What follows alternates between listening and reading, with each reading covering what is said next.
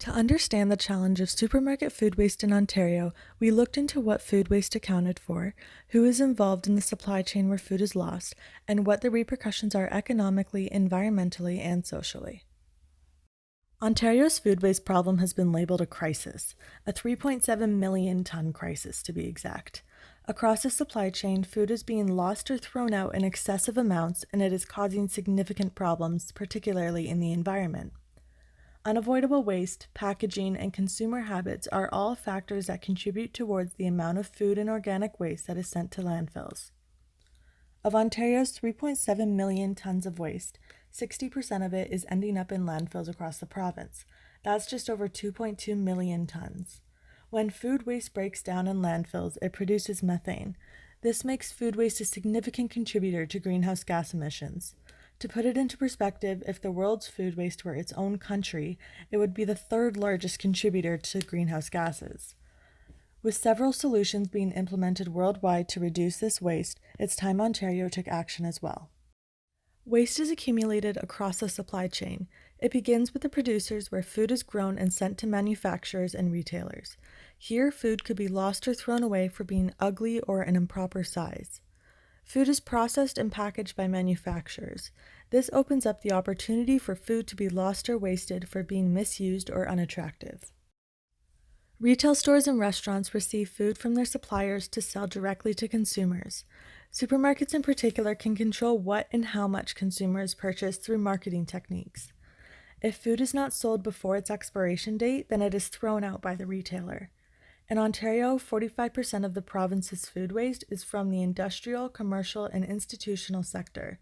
Retailers such as supermarkets contribute 72% of this. That's almost 1.2 million tons. Consumers are the last stage in the supply chain. After purchasing their food from retailers, they prepare it themselves. For reasons including overpurchasing, food is wasted at this stage for expiring, being misused, or deemed inedible by personal standards. Food waste in general has several repercussions.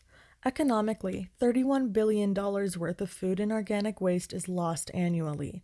That works out to an average of $868 per person. Environmentally, it's responsible for 193 million tons of Canada's greenhouse gas emissions. And socially, there is a severe lack of education and regulations on proper disposal practices. This not only applies to individual households, but also to retailers and manufacturers. Even on a provincial level, there is a lack of consistency for disposal practices between cities. These impacted areas are also the key to understanding how to begin solving this crisis. Here we have the stakeholder system map, which tracks food origins from farmers and manufacturers through to the supermarkets and consumers where food eventually turns to waste. We've included the influencers to the system, such as the provincial and municipal incentives, the lack of federal regulation, as well as the influences of private organizations, all accumulating in a system which creates mass amount of food waste.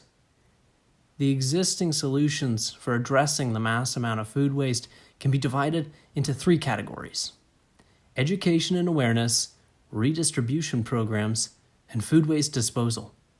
To educate and raise awareness, there is Food Not Waste and Love Food Hate Waste. Food Not Waste is a student-run organization out of the Kitchener-Waterloo region which awards food waste-free certification to compliant companies. Love Food Hate Waste was created by the National Zero Waste Council and is currently partnered with 10 provincial governments and major grocery store chains to better educate consumers about food waste. The redistribution of food to avoid waste is being conducted through community donations, discounts, as well as legislation and funding. Charities like Second Harvest offer free food donation services to local businesses. Some stores have offered discounts on soon-to-be-expired food to help avoid the landfill. And startup company Flash Food lets customers order ugly produce that otherwise might have been disposed of. Lastly, legislation and funding encourage redistribution through legal motions to prevent needless food waste.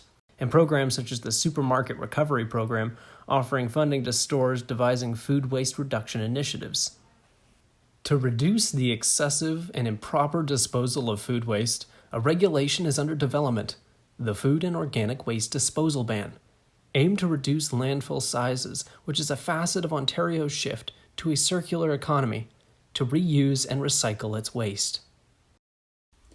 Despite the various solutions put in place and in progress, there's still much to be done, and Canada has revealed some startling gaps. The first of these gaps deals with the inconsistencies in policies between supermarkets. In comparison to other countries from a global spectrum, Canada is falling behind. We have little to no policies regarding food waste within our supermarkets, creating an unorganized system wasting more than it should be. This absence of policies has created yet another gap, a lack of transparency from supermarkets regarding how much food is going to waste and how it is then handled. There are currently no standards that require companies to disclose their food waste practices to the public. As such, the public is unaware of how much each retail store contributes. Although retail food waste only accounts for 10% of the food waste annually in Canada, supermarkets play a direct role in the entire value chain, which includes influencing the food disposal habits of their customers, who are responsible for 47% of this food waste. This has created the third and final gap, the incentivizing of customers to over-purchase when shopping. When looking at the first gap, we found that there is an urgent need for governments in Canada to create consistent regulations and laws to ensure that supermarkets take the proper steps when determining when food is no longer shelf-worthy. This legislation could follow a similar format as the law passed in France, which forces companies to donate unpurchased food that cannot be sold rather than disposing of it. On a smaller provincial scale, Ontario could reuse an idea for a prevention toolkit that was previously created for food retailers in British Columbia. The toolkit could outline finite details on how they might maximize the use of each and every product within their store. When looking to solve the lack of transparency within this market, we propose that the federal government should create a system which forces companies to track and declare the quantity of food wasted, as well as how that food was disposed of, such as garbage or compost. This would force a public accountability for unsustainable activities. When encouraging consumers to shop smart and use their purchases wisely so that these retailers do not influence their habits in a negative way to produce more waste, we looked towards creating initiatives as a form of education and a deepening of awareness to encourage customers. The first of these initiatives will advocate that overspending will lead to a waste of food and a waste of money. The goal would be to influence consumers' behavioral patterns to encourage environmentally friendly activity. The second initiative would be designed to educate people on the availability and function of the multiple tools available to store food for longer and prevent waste, such as resealable storage, bags, and more. This initiative would correct the usual feedback from food waste, where food going to waste leads to purchasing more food, which then leads to more food waste. As a group, we have become more aware of our habits as consumers. Taking the time to consider a realistic consumption of food when shopping has become a central part of our processes. The mapping of the system has brought to light an overarching and deeper understanding of the issues found within the food supply chain of Ontario. This provincial perspective may seem insignificant, however, these gaps and levers can be applied globally. Thank you for your time. Thanks for listening.